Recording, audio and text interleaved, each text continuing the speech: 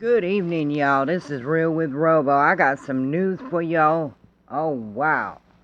Okay. You know how I told you that we should wait until all the facts come out before we make a judgment?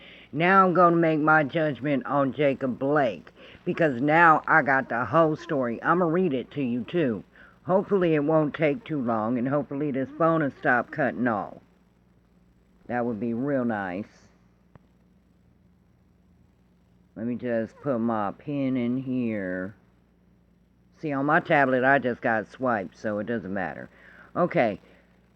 According to Sandy Malone, okay, Kenosha, Wisconsin, a lawyer for the officer who shot 29-year-old Jacob Blake in August, said his client believed at the time that the suspect was trying to kidnap his own children. Attorney Brendan Matthews, who is representing Kenosha police officer Rustin Shesky, told CNN that when officers arrived on the scene on August 23rd, a woman said, "He's got my kid, he's got my keys." So he's got my child, he's got my keys, but she said kid. Matthews then said that if Officer Shesky and his partner had allowed Blake to drive away with the children in the car and something bad happened, the question would have been, why didn't you do something? Okay? So we all know that one. And then the attorney said that the suspect's family's account is incomplete and inaccurate. Well, we already knew that from the videos, didn't we? Okay, for real, because my friends on YouTube ain't dumb. We watch what goes on, real talk. I'm just so happy because, yes, I'm going to be shoving this in everybody's face. Matthews put out an earlier statement in the wake of the violent protests against the police after the shooting that called the protesters' narrative wholly inaccurate. The purely fictional depiction of events coming from those without direct knowledge of what actually occurred is incredibly harmful and provides no benefit to anyone whatsoever other than to perpetuate a misleading narrative, the attorney stated. Okay, and there's also a witness in this. The Wisconsin Department of Justice Division of Criminal Investigation, that's a long damn word, DCI, released a statement on Thursday night that confirmed the mother of Blake's children, Miss Booker. I don't want to put her name all out on there like that. I ain't gonna put her on Front Street like that, because she already had a hard enough time. I mean, this dude, he busts into her house, he take her keys, you know, he's suspected of raping her. She already going through enough. Was the person who called 911 the day Blake was shot. So she did call 911. And she said that Blake wasn't supposed to be there. And he took the complainant's keys and is refusing to give them back. That's what the Milwaukee Journal-Sentinel reported. DCI said the 911 caller told the dispatcher that Blake had been her boyfriend, according to the statement. The dispatcher advised the responding officers that there was an alert for a wanted person at that address. Matthews said that the officers knew before they arrived on the scene on August 23rd that Blake had an active warrant for domestic violence charges for an attack on Miss Booker that occurred in May, the Kenosha News reported. Okay, now what did we all say, right? Y'all think I'm not being real and whatnot, but what did we all say? We said that he had a warrant, and before they came on their little computers, they probably typed it up and found out that it was true. Now let's see what else we got. He was wanted on charges of third-degree sexual assault on Miss Booker, trespassing, and disorderly conduct in connection with the domestic abuse that occurred at that same address. So at her house, where the police responded to when she called them, that's where all that mess took place, and she had a restraining order against him, basically. The union's attorney explained that the Kenosha officers were required to take Blake into custody regardless of what was happening at the new scene they responded to, because he already had the outstanding warrants, according to Kenosha News. Now that's confusing, because I thought they were going to the scene where the other crimes took place too, but what was happening at the new scene? Well, maybe they were at a different scene and they got called off it. I don't know. Same address, just different scene because the timing was different. Oh, okay. DCI said that Kenosha police officers Rustin Shesky and Vincent Arenas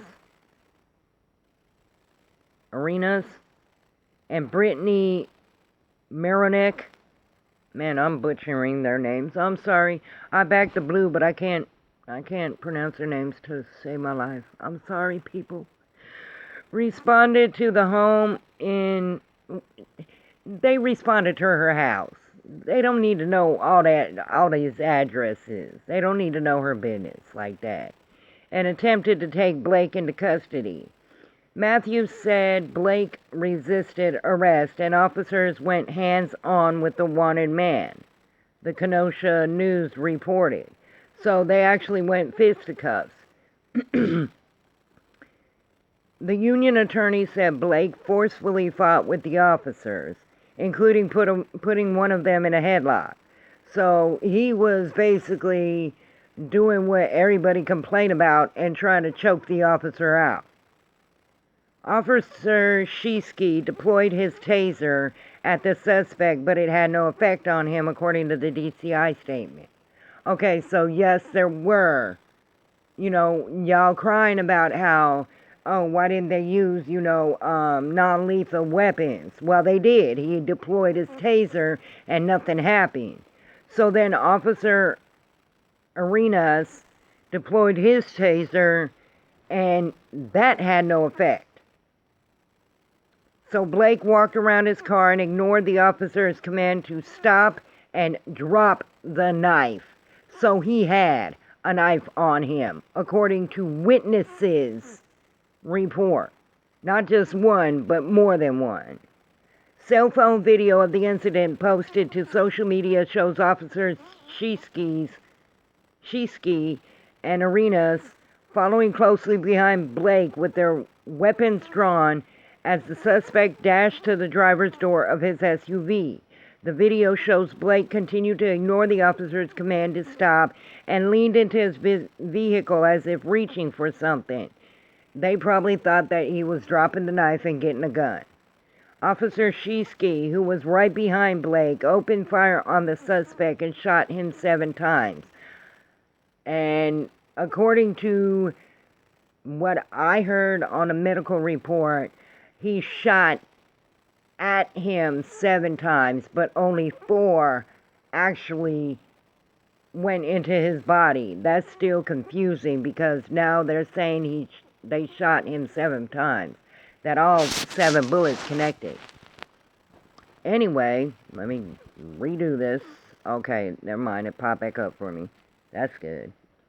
Matthews said that immediately following the shooting, the people involved in the incident claimed that Blake was unarmed and had been breaking up a fight between 2 women when he was shot.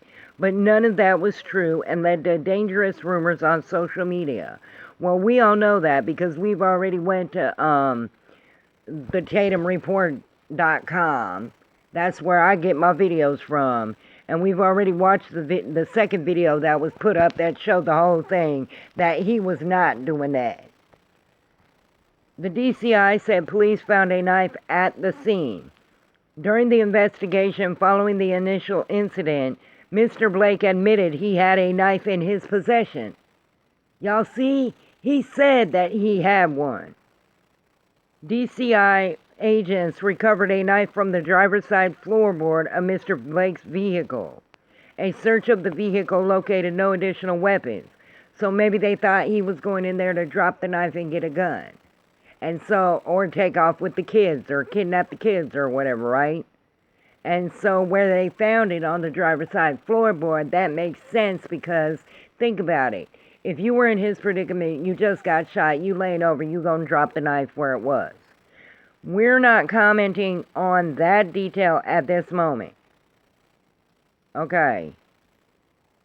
Because apparently the officers may or may have not seen the knife in Blake's hand before he was shot. They're not going to comment on that detail because they probably have more officers they want to question. Like maybe they're questioning the girl officer or something. I don't know.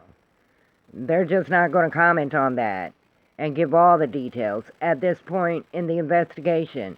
Mr. Blake stated to investigators that he had a knife in his possession and there was one that was found on the driver's side floorboard. Wisconsin Attorney General Josh Call said, "This is an ongoing investigation and we are not commenting on facts that may be disputed as this case moves forward."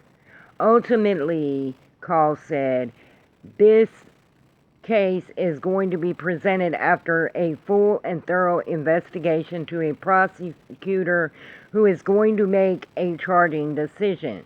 And if there is a charge or charges that are filed in this case, this is going to be a tried in court of law. That didn't make... This is going to be a tried in... Must have been a typo. This is going to be tried in a court of law. Whatever. And it's our top priority to make sure we're protecting the integrity of this investigation. So that's why they're not saying all the details, because if somebody come forward and say, oh yeah, this is the detail, then it's like it kind of messes up the case and its integrity. I kind of see what they're saying, how they're emphasizing it's going to be tried in a court of law versus the tried in court of public opinion, which everybody's been doing. Yep, and that's why I've been keeping my mouth shut until we got almost all. Well, this is basically all of the information that we actually need to go on a very just rampage right now. And I'm not saying go out there and rampage. I'm talking about a rampage as in let the law finally do its damn job. Let the courts finally do its damn job. Stop with the damn rioting. Stop with the idiocy. Sit down and go on a rampage of justice. Which a rampage of justice is when you allow the courts, who are professionals at bringing justice, do their thing. Let them do their thing. Let them go on a rampage for justice. Okay, anyway, Mr. Blake was not unarmed. He was armed with a knife. The officers did not see the knife initially. Okay, so they didn't see the knife initially, but apparently he said he had one. And another witness said that he had one, and they said drop the knife. So I'm not sure which part is in there, where it is just now, but now we know he actually did have a knife. And I'll just go by that thought. I'm not going to go by, the other thoughts. Like, I'm not going to put it on like, oh, it was in his hand, because we don't know that. Okay. Because they said they didn't see the knife initially, but apparently they issued repeated commands for Mr. Blake to drop the knife. He did not comply. So apparently they saw it afterwards. But I'm not even going to go there with that one either. All the officers involved in the incident have been placed on administrative leave pending completion of the investigation, as is protocol for officer-involved shootings, ABC reported. So basically, they've been put on vacation. They got to take a break. They've been put in a corner with their little pay or whatever, but they're not allowed to do their job. They just have to wait until the investigation is over. And that is how they do it every single time. DCI said that Officer Shesky is a 7-year veteran of the Kenosha Police Department. Officer Arenas is a military veteran who was a member of the U.S. Capitol Police before he joined Kenosha Police Force, according to the statement. DCI said rookie Officer Marinek was sworn into Kenosha Police in January. So this is what I'm thinking, okay? Because after seeing the video, after hearing all this new evidence, after that, I think that old boy popped up to intimidate Miss Brooks, the lady. I think that's her name anyway. Yeah. See, I already forgot it. Anyway, so he popped up to intimidate her and tell her, look, you better drop these motherfucking charges. This is just my take on it. This is not what actually happened, okay? And then she was like, she got tired of his shit and called the cops and said, look, he's got my keys. He's got my kids. He's not supposed to be here. Can you come and get him? And so they were told to go and arrest him. But on the way, when they typed up the thing, up popped the warrants. And they were told, hey, he's got warrants. So he needs to be arrested. Okay? Like, no matter what, you need to arrest him. And so then they went over there and he started fighting with them from the video, from what the video said. He started fighting with them. And then they tried to tase him twice. After, they went fisticuffs with him. They tried to tase him twice. That didn't work. And whether or not he had a knife at that point, I don't know. They don't know. So maybe he pulled the knife out of his pants and they said, drop the knife. Stop and drop the knife. And then when he went into the car, I'm thinking all this time, Miss Brooks is yelling, hey, look, he's got my keys, he's got my kids.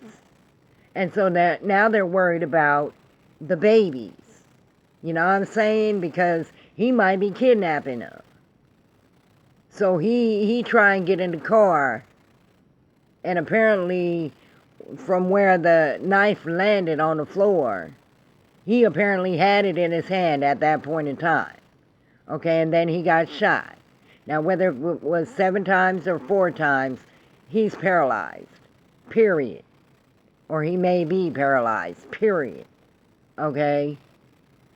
And so, basically, what we learn from this is that we need to stop jumping the gun. We need to stop listening to like 2 seconds of a video instead of getting the whole context.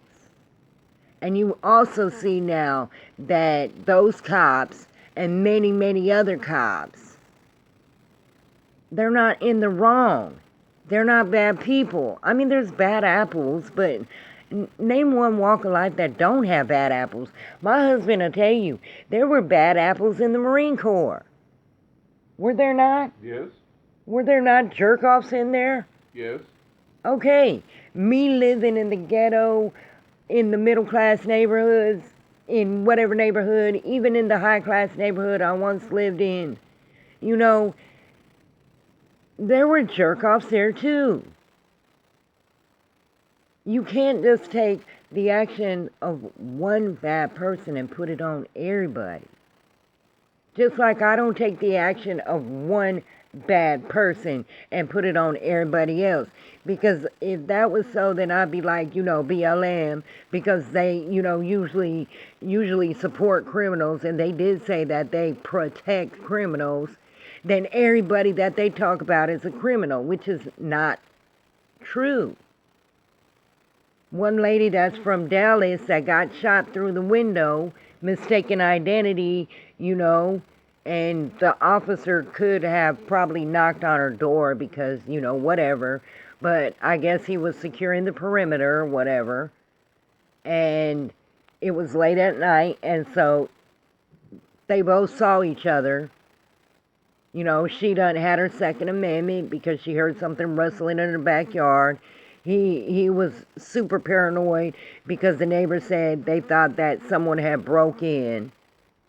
And so now he see somebody in the window with a gun and he shoots. It's a reaction. In that case, it was like oops. It was a mistake.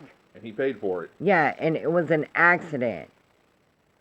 And it was like she was completely innocent. But in Breonna Taylor's case, in Jacob Blake's case, in Rayshard Brooks' case, even in George Floyd's case,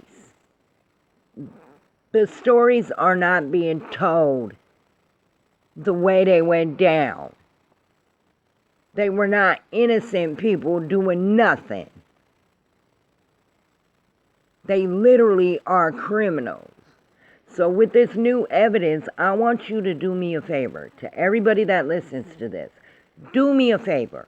Wipe your brain clean of everything that you're thinking. And you think to yourself, from what you observed in real life, what you've been through in real life, what you've seen, or heard in real life, how this really went down with all this new information. He did have a knife. They did try to tase him. That was after he put him in a headlock and started fighting with them. That was him being somewhere he ain't supposed to be. That was him at the home of the victim of the alleged rape and spousal abuse. That was him after taking her keys and her kids.